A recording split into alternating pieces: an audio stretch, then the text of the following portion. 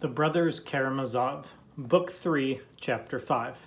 Chapter 5 is the third of three chapters containing a conversation between Dmitri and Alyosha, mostly just a monologue of Dmitri's telling Alyosha about his past, his character, and how the past reveals his character, particularly in his exploits and relationship with Katerina Ivanova. So this third chapter has Alyosha beginning it responding to Dmitri's story in the previous chapter, chapter 4. So Alyosha says to his brother Dmitri, well, I understand all that. I understand the past. I understand the history. But what I don't understand is how the history corresponds to the present. I understand that you initially tricked her, but when it was time for the payoff of that trick, you had a conscience unlike our father, Fyodor, and you couldn't go through with it, and you quote-unquote did the right thing because you have a moral code, a moral center that makes you more than just a sensualist. It makes you a conflicted person. I understand all that. But what does that, how does that relate to the now, brother Dmitri? And Dmitri says, well, wait a second, let me finish my story.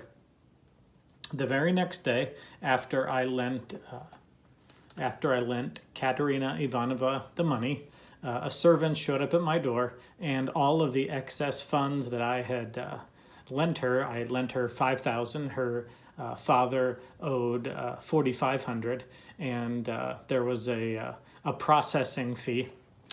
And all of the excess funds showed up in an envelope, and the envelope didn't say anything. The servant just handed me the money. So Katerina doesn't write a thank you note, I think, is the import of that story. Then, in an unexpected twist, first of all, it's unexpected that the colonel is going to have this money that he owed the government. So that's a little bit unexpected, but we know why he does, because of Dmitri's trick. But what's unexpected is after the colonel, Katerina Ivanova's father, after he pays off his debt to the government, he takes ill. In just a few weeks' time, he dies. And so their family being from Moscow, all the women of the family prepare to leave for Moscow in order to bury the father of the colonel. On the night before leaving for Moscow, Katerina Ivanova finally responds to Dmitri's gratitude in the form of a note and says, I'll contact you. Please just wait.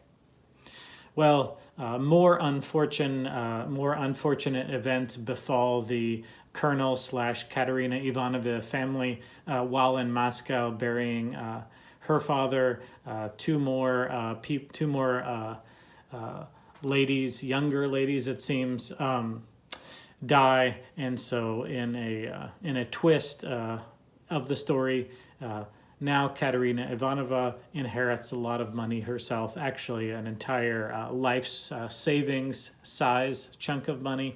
And so immediately she now has 80,000 rubles. And immediately from that money, that inheritance, unexpected inheritance in Moscow, she pays back Dmitri everything she owes. So if you go back to the story in the previous chapter, you have Dmitri and Katerina Ivanova continually trying to get the best of each other, to one-up each other. And right now, Katerina Ivanova seems to now have regained the upper hand, because now she doesn't owe Dmitri anything financially speaking, and she says, I want to marry you. Why do I want to marry you? Because you're such a scoundrel, and I'm the kind of girl who fixes bad boys like you. I could do you a lot of good. And so, Dmitri, you are a scoundrel. You are a self-admitted scoundrel. You're a little bit too honest about your depravity, and I've paid you back. I owe you nothing financially, and now I want to marry you. Superficially, out of gratitude for being such a gentleman, but in reality, to fix you. I'll try to fix you. And Dmitri says, no, rich, stuck-up girls like you, mean girls like you, Don't marry small town, ruffian, military, poor boys like me. We don't go together. And we have learned that in the background, Dmitri and Ivan have been communicating, corresponding about the dispute over the wealth between Dmitri and Fyodor. Dmitri is owed money through his mother. Fyodor is always underselling how much money his mother actually left him. And so we know Dmitri and Ivan are corresponding by letter over that issue. Dmitri mentions this whole Katerina Ivanova business to Ivan and sends him to scope out the situation. And what happens? Ivan, in scoping out the situation, falls in love with Katerina Ivanova. But he's such a good dude. He's such a good brother. He has such a rigid moral code. Of course, he would never try to act on his falling in love with Katerina Ivanova. And Dmitri now, in relating the story to Alyosha, is saying, look, Ivan is, by everyone can see, he's the better guy on all counts. Why shouldn't that win out? Why shouldn't the two of them get together? Why would I marry someone who's trying to save me? I'm a scoundrel, yes, but I don't need a savior. She needs an Ivan, and Ivan needs her. So they eventually do get engaged. She keeps insisting that they belong together. She needs to reform his character. And so she says, we need to be engaged, but I need you to promise me that you will reform yourself if we're going to be married. Now, this seems lame. Who wants to marry a hall monitor? Who wants to marry the RA? Who wants to marry the preachy pants who wants you to change? That seems like the whole point of a relationship, especially a marital relationship, is that you love the person who is, not love only the person that they could turn into. In an ideal marriage, I guess you'd have both, but you at least want the present person to be loved. And so Dmitri is almost cornered into this marriage, and again, Katerina Ivanova seems to have the upper hand in this marriage because she is the savior and he's the broken one. And so you see this in life and in fiction, where someone who needs to feel good about themselves will surround themselves with losers, people who are morally inferior to them, and the only reason so that they can feel superior. And so it seems like that's what Katerina Ivanova is doing here. And he says, listen, Alyosha, listen, I originally hated this young lady named Grushenka. She was in cahoots with this army captain and with father. And the army captain was just an underling working for Fyodor, father. And she was just a pawn in Fyodor's game. And as such, I hated this Grushenka. In fact, I was going to go do violence to her. But then when I saw her physical beauty, I was completely seduced. And in that moment, being seduced by her physical beauty, I knew I could never be married to Katerina Ivanova. So I want out. I am trying to get out. Furthermore, as soon as that thing turned in my head that I could never marry Katerina Ivanova, she just happened to send me as a little errand boy on an errand. She gave me $3,000 to mail to someone. That was my little errand. That was my to-do list for the day. Well, when I ran into Grushenka that day, I happened to have that $3,000 in my pocket.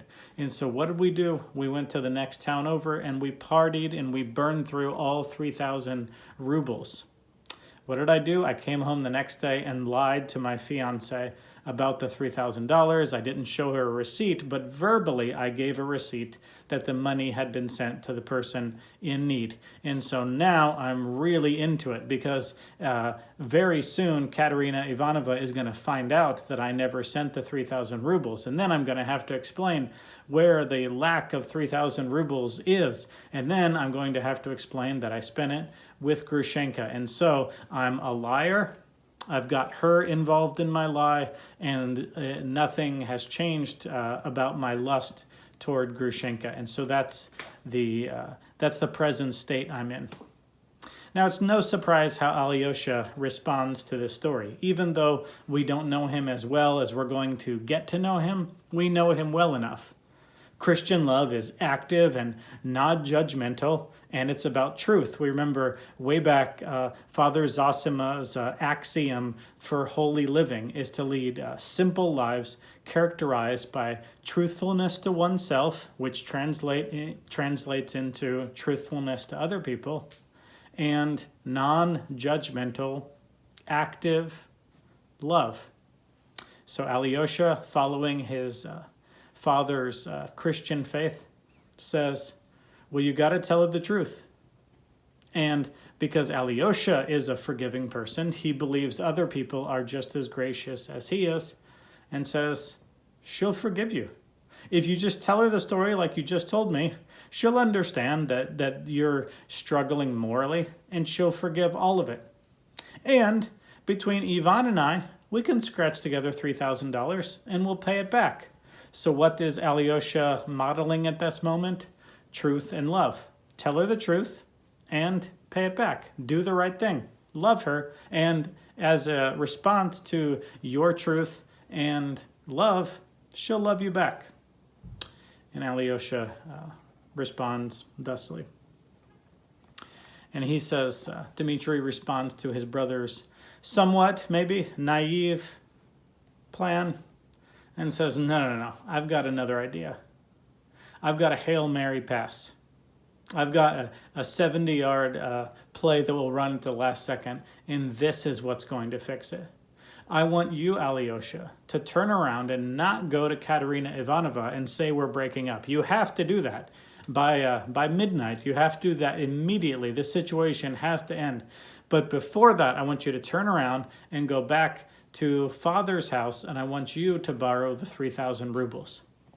Get it from Father.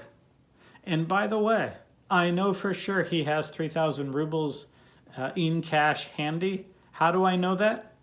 Smirdyakov told me, old stinky, old smelly Smirdyakov, he told me that Father has plans for the seduction, for the sex purchasing of Grushenka. He has $3,000 hanging in an envelope in his bedroom, so I know he has it. So go ask Father for it. And Alyosha, not drunk, not crazy and passionate, but sober literally and spiritually and intellectually, Alyosha says, well, it's the last person that you're not going to get 3,000 rubles from Fyodor. And Dmitri misquotes or misapplies his systematic theology and says, well, no, I believe in God's providence and that a miracle will happen because I'm doing the right thing. God will respond in line with my doing the right thing. God will produce this miracle. So Alyosha says, okay, I'll go try. Father's drunk. I'll go try to get $3,000 from him. But before nightfall, I'll go see Katerina Ivanovna. What are you going to do, Dmitri? Why are you sitting out here in the dark? Well, Dmitri's on the lookout for Grushenka because he doesn't want Grushenka to end up at Fyodor's house. Because if they go through with it, Fyodor and Grushenka, then of course Dmitri knows he can never be with Grushenka if she's been with his father. And so what is he going to do? Best case scenario, stop Grushenka. Worst case scenario, he says to Alyosha, I'll kill the old man. I know me and I know him. And if I see his sniveling, grotesque face, and I'm in just the perfect wrong mood, I will kill my father. And that is how Book 3, Chapter 5 ends.